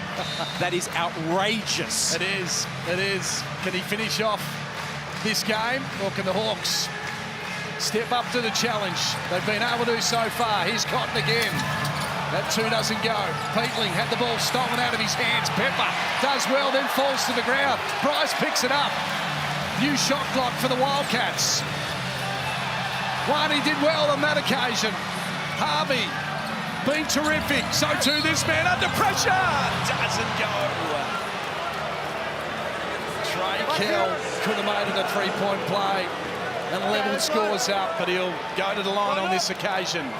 Well, you could just feel the tension in here. It's outstanding basketball. Look at that score. This is only 3-quarter time, folks. That's correct. 91-88. And it has just been amazing basketball.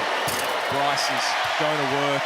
Great defense there by Wani to be able to get the steal.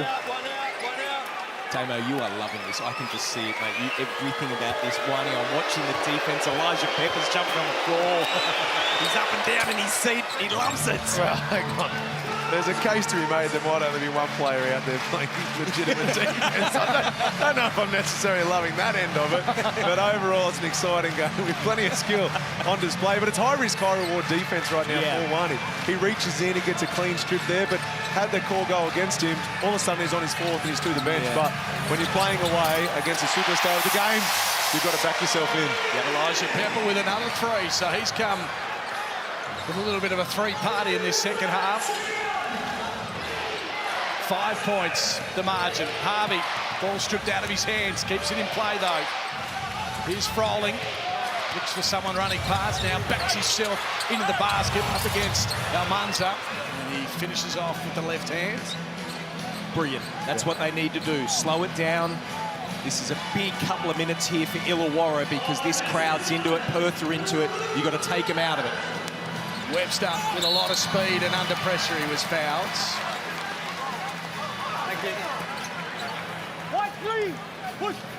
So on this occasion, they've started this quarter, Damo, with Webster over Henschel, but Henschel had a really good third quarter. Oh, Henschel's in there as well, so that's, don't listen to me. They've gone a little smaller, is what I was trying to say. Doolittle, of course, got the groin injury, so this is a bit of a smaller lineup for the Perth Wildcats. If we thought they were fast in the first 3 quarters, with this lineup, expect them to just keep pushing, keep running, and see just how many points they can rack up with this small ball brigade who can still stretch the floor and knock down the 3. So, foul trouble-wise, Amanza's on 3, and on the other side, Harvey has 3. He's done well to stay out of trouble in this second half because he had a couple of fouls very early in the game. It's nice to see him now stay out of trouble because he was terrific in the third as well. Smart basketball here. They're going to run a play again, trying to get it back to Froling, but Elijah Pepper fronts the post, but the lob is on. The lob is on, and the hands were pretty good on that occasion from Pepper. I feel like Tyler Harvey has scored more than the 8 points, but it's only the 8 so far. Obviously, he struggled for minutes in that first half. Peatley pretty keen to take on the 2 little guards and finishes nicely with a left-hander. Well, you just saw Bryce go for a little slap there and then hold his left hand. I know it won't affect him, but I just saw it. Almanza can't make that go. Harvey will take the rebound and draw the foul as well. Like 0. A long time to stop these days. Back court. Back court. They're the clever ones the good guards get. They just know that the defense is out of position. Draw an easy one. Who knows? Maybe it means they're shooting the bonus free throws earlier in this quarter. Maybe it means Webster goes to the bench at some stage because of foul problems. But you want to try and get them, even if it doesn't necessarily impact the game then and there. Well, now they've got Jesse in the 5. So now they've gone very smaller. You have to roll this in. He's off too for the Hawks. He looks tired. He's had a really good game, been very active. He's Froling. Should take advantage of maybe the smaller lineup. Putting it on the floor is Hickey. Pass inside. Froling. He was fouled. Henschel was nearly there. And I can't give Tatum any more credit. Like, just the way he's got this team composed. They're not taking a good shot, they're taking the best shot. And that's what good coaches do. They allow you to pass the ball.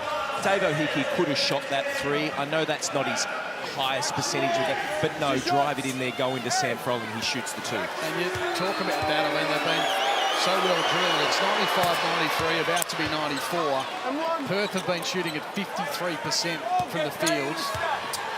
And the Hawks at 42, they're still in the game. There's not many misses. Both teams are getting the looks they want. I've got to credit both sides for playing unselfish basketball. They're willing to make the extra pass, give up a good look for a great look. But which team can play enough good defense for 2 or 3 minutes to try and break this one open?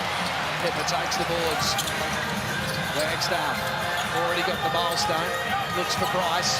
Hasn't missed so far from that sort of range. He does on this occasion.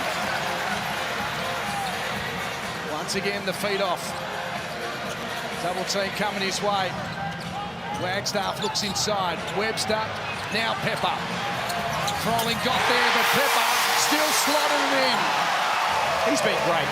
He's dived on balls, he's got offensive rebounds, hit 2 threes. He's had a really, really good quarter so far. One doesn't go. Webster's up high to take the board. A little bit of a heat check on Bryce at the moment. He came into this quarter with 36 points. He just can't get it to him.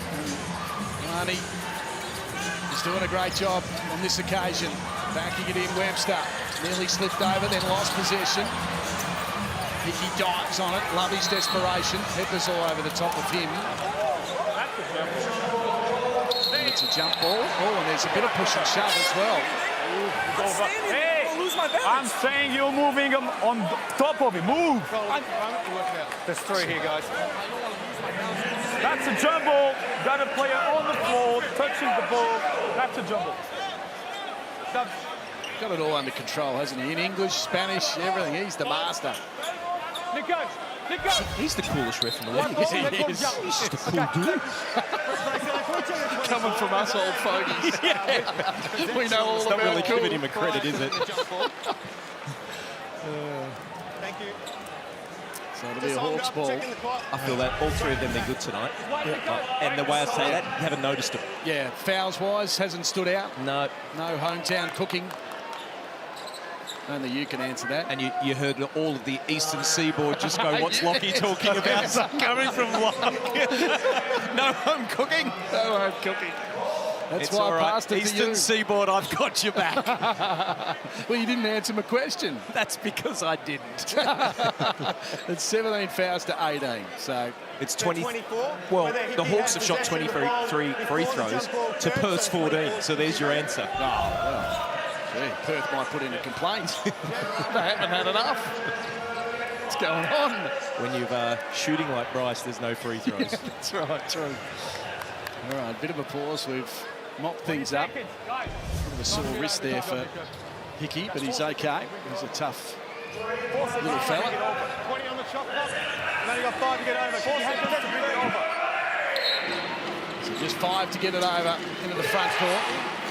Harvey makes that look okay. 98-95. Hickey. The pass, good. Lee, a little sidestep. That one can't go. Pepper will take it and hand it off to Cotton with 36.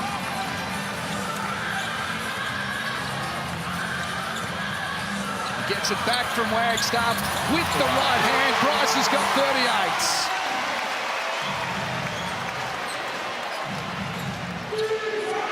How many times did you say he's had 40-point performances? He's had 4 40-point performances in his career. Here's Pepper, couldn't trap it. Days gathers, charges his way through. Bodies flying everywhere. He rebounds it. Oh, and scores it! How good was that? Effort was the word on the code word for Hungry Jack's Burgers. He had a cheeseburger and 5 whatever else burgers. Whoppers. Whoppers, that's the word. It was a whopper of an effort. Thanks, Brad, for helping me out. I was stuck, but that was brilliant. And Days will go to the line. 5.5 remaining. That's 14 points for him to go with 10 rebounds, a couple of assists, and 1 block. Brilliant game. And it's not done yet. Sucks in a bit of air.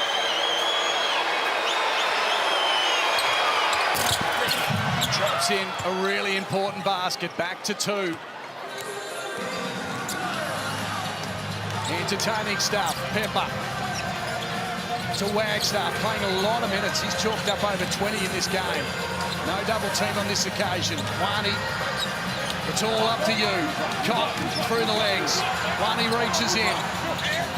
Passes off to Pepper. He gets that block. Good defence. Well done by the Hawks. Now can they respond at the other end? Trey Kell keen to take on Wagstaff. There was a hand in the face, but Trey Kell said there's no problems with that.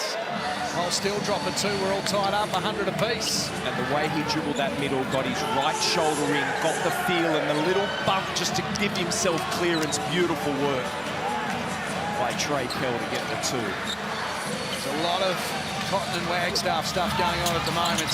Wags nearly loses possession. In he goes towards, that was smart play from Pepper. He knew he was going to be fouled and he just threw up the ball tied to the sideline, or the baseline. And he'll go to the line for a couple of shots. A few players resting. Look at Jesse stumble off the courts. This has been a big game from him, really important. With no Pinder, Doolittle went out with the groin injury. They needed someone like him to at least play some minutes. He's got 22 minutes to his name so far. Give credit to the coaching staff too, managing that. They've done a good job. Jesse's had great minutes. Oh, look at him. He's going to sleep well tonight if they get the win. Oh, it's past his bedtime. Usually read one of his engineering books by now, taking a few notes and deep into slumber. Should have his slippers on. Nestling back as Pepper misses the first and misses the second. 4.5 to go. Trey Kell from three. Swish it goes. He was the #1 target for Coach Tatum in the off-season. 22 points now, 7-11 from the field. A little bit of balancing happening on for Windler. Here's Henschel, puts it to the floor, does really well. He had two come at him, and he found the path to the baskets.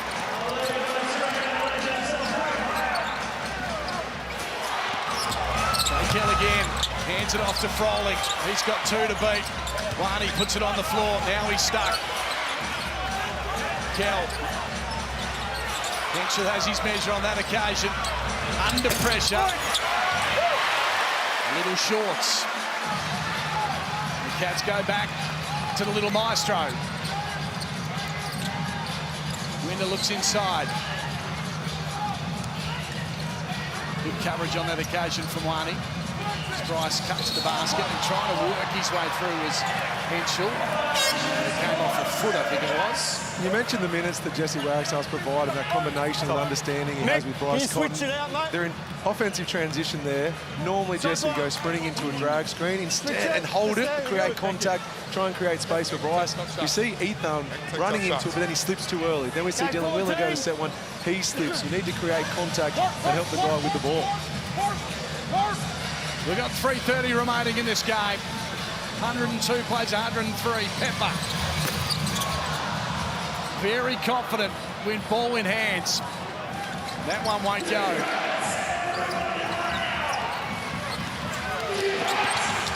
Hickey. The pass through the hands on that occasion from Henschel. You just feel both teams here, I don't know whether it's tiredness, they realise the clock, the time, just starting to force it, pushing threes that they don't need to take, going to areas that they weren't going to before. Really need to settle down here and get some good looks.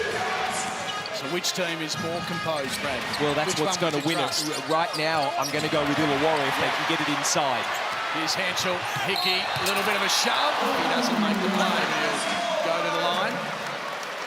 Hickey did that well, just enough contact to put the shot off. But I will answer it by saying that I love what you just said, Damo. I love that they put Jesse back on. Now go back to Bryce. Like what you're saying, get him the looks, then they win this game if he keeps getting looks. So he's got the 38 points so far, Bryce Cotton, just the 2 in this final term that's travelled around 8 minutes.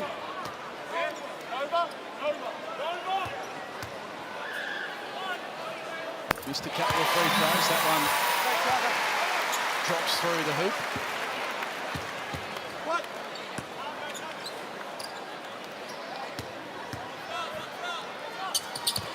And he gets a second. He's had a pretty good second half, hasn't he, the youngster? Henschel in the double figures with the 12. Little loose pass, but Peakley makes it look okay. Here's Harvey.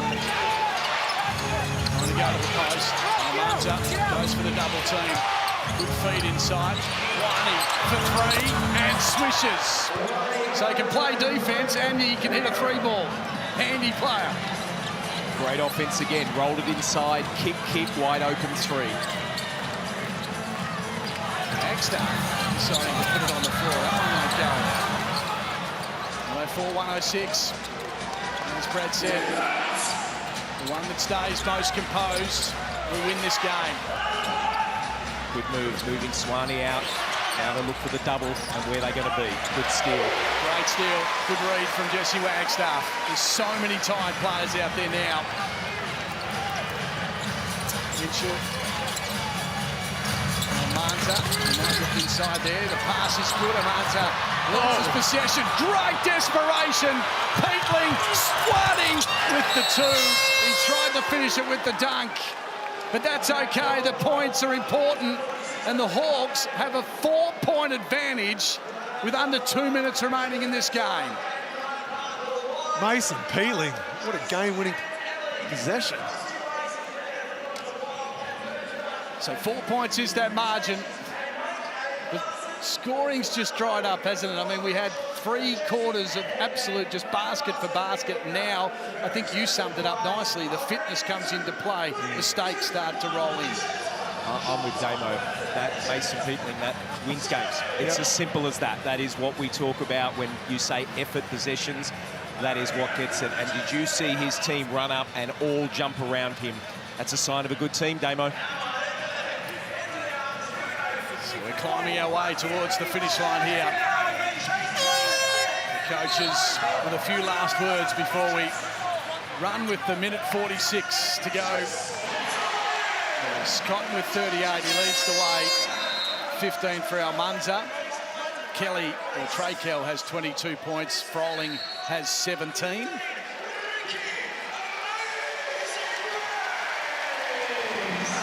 Four points is the margin here inside the jungle.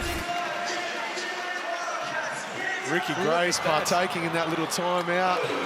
Hey, look at him. He looks like he can get out there. Look how fit he looks. Outstanding. The Amy replay was a great passage of play there for the Hawks. They continue to have all the answers to the Wildcats, who have shot really well. The Hawks actually bumped the ante in the field goal. They were in the 40s, now they're in the 50s. There's going to be a foul off the ball. But they'll go against White 9, through the screen, black ball. Well, that's his 4th, so that's fine. Acknowledge.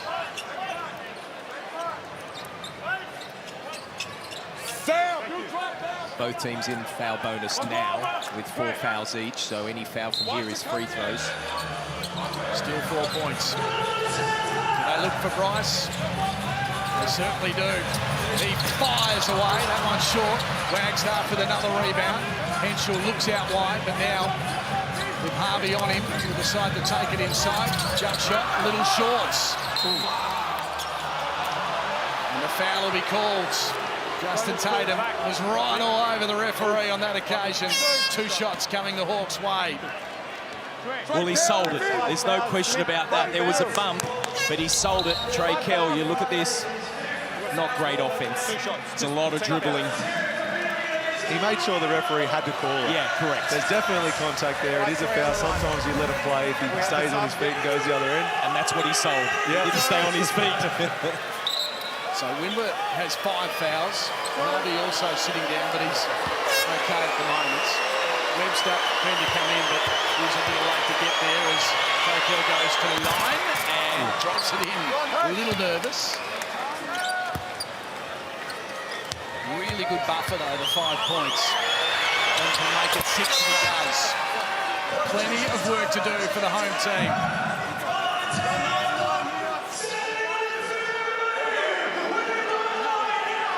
So courageous from the visitors. Can they hold on now in front of the Red Army, who stand on their feet?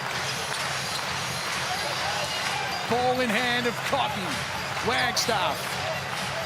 Pepper runs to the corner.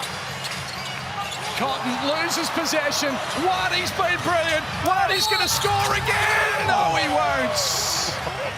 Waddy has been magnificent in this final term. He's caused a few turnovers and put a lot of pressure when Bryce puts it on the floor. He's been great all game. Yeah. Like, I know Bryce has got the 38 points. I'd love someone to go back through it and see just how many of those points have been scored on Wani. I think you said it was about 2 of his first 16 early into the game, but Wani's been fantastic. But credit to Jesse Wagstaff, the only man with 500 made threes and can solve a Rubik's Cube. He tries to chase down the youngster, does enough to make sure Wani can't get the easy 2. He's going to have to earn it from the strike. WA product will go to the line. Short stint here at the Perth Wildcats, and this is the first. Aldrich ready to come on. can get this, and he makes it really difficult for the Wildcats. You'd have to think it's out to 7. That's a big tally to draw back, and he does, with under a minute remaining. See Brad sit up a little bit further in that chair. Yeah, still, he's feeling pretty good. Don't get me involved. Come on, Tamo. I'm loving the game. Webster with it. A lot of speed. Cotton sends it all the way. Doesn't make it go for 3. Hickey under pressure. There's a foul there. And we go to the line again. Was that a bit rushed? Oh, you got to shoot it. Got to shoot it. It's Bryce, and no shot's a bad shot from him. They needed a 3. But what about that rebound from Davo Hickey? That's your point guard. Wow. So we're going to the line again. You said that the referees have had a terrific game. Well, this man in particular is refereeing his 900th game, Michael Aylan. Been around a long time. Done a terrific job. He got sent away to represent Australia at the World Under-20s. He won a gold medal. Thank you, Andrew Bogut. Went out on the last night, and I've got a feeling Michael Aylan might have paid quite a bit of the bill. So, is that right? yeah, I try not making eye contact with him because I think I owe him a few dollars on that night. But a great fella, hell of a career today as a referee. Congrats on 900, Nick. Huge congratulations. It sounds like he had to get 900 games to pay that bill off, knowing you guys. Well, the Hawks look like they might be home. Webster will get it quick to the basket, which keeps him in it. Still 44 seconds, but everything can have to go right. There's reaching in from Henschel now, another foul from Wagstaff. Trey Kell goes back to the line. And that's another smart play by Illawarra. Get it in quick. Yep. Don't muck around. You don't want 5 seconds. Don't have to call timeouts. And in the hands of an experienced player that you know when he goes to the line. Correct. And it's just about managing. There's still 2 timeouts here for the Hawks left in the game, which means if they do hit baskets, you can time out, advance it, get your ball in, and basically you make your free throws, you win the game. We said coming into this game that the Hawks love to score and average 97 points a game, and they've come here to Perth and they've chalked up 114 with still 40 seconds to go.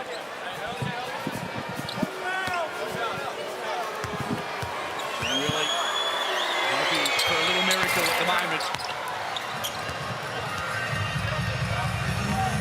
He needs something really special. Webster again into the corner. Pepper, this one must go, and it does. Keeping the game alive just. Here's Wani. No one can foul him. Peatling. Does it go? Yes, it does. 30 seconds remaining and 8 points the margin. Now you watch out your feet. No. Switch late when you need to. Swap. Cotton again. Spins his way to the hoop. Has he got 40? He's got 40 for the 5th time in his career. But the Hawks will get the chocolates. Wani finishes with a one-hander.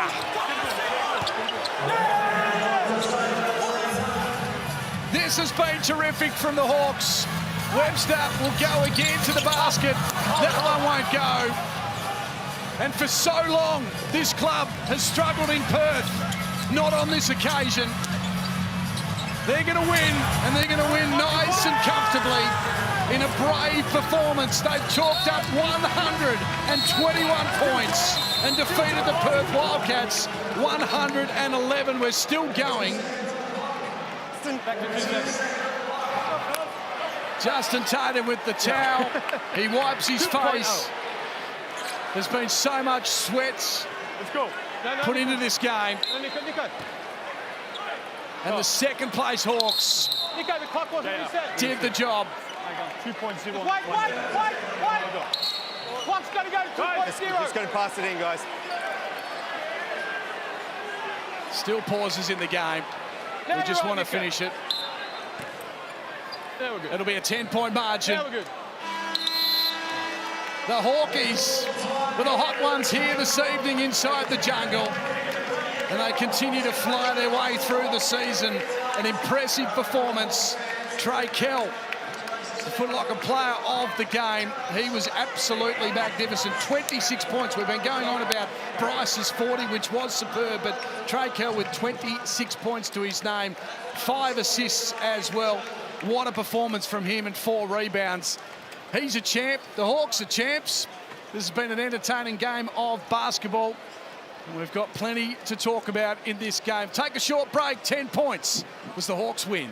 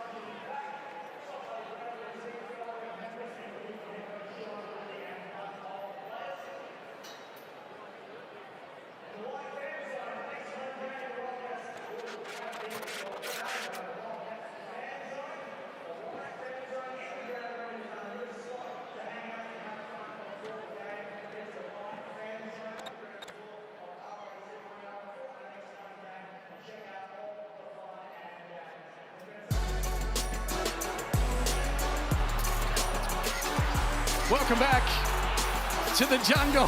And there's the reaction to the tip jam from Bryce Cotton. Damien Martin, Pat Rosen all in shock, and I just had to stand up. What are you doing, Locke?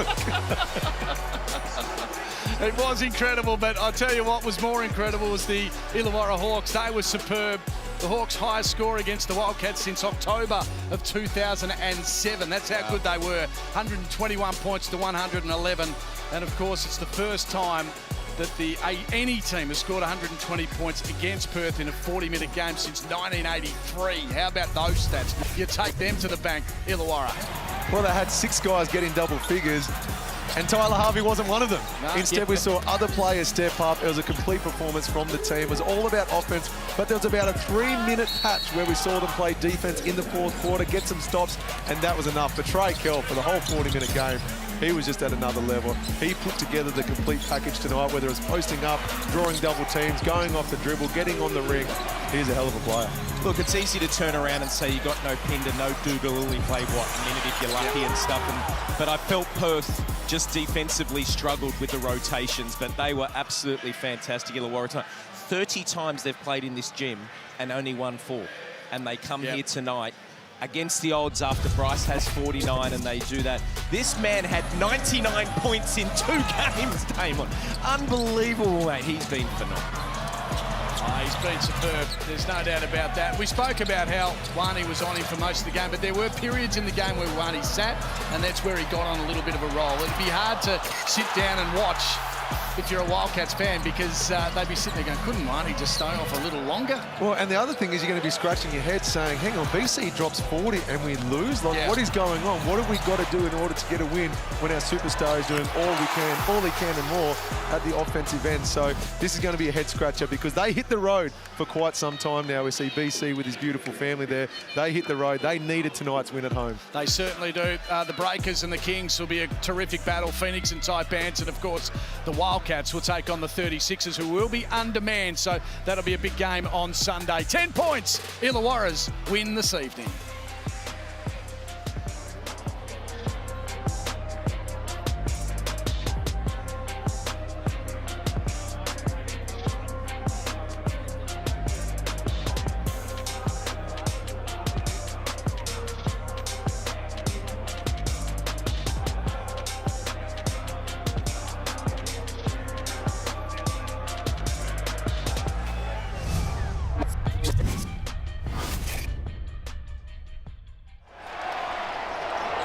This program is brought to you by Hungry Jack's and Bunnings Warehouse.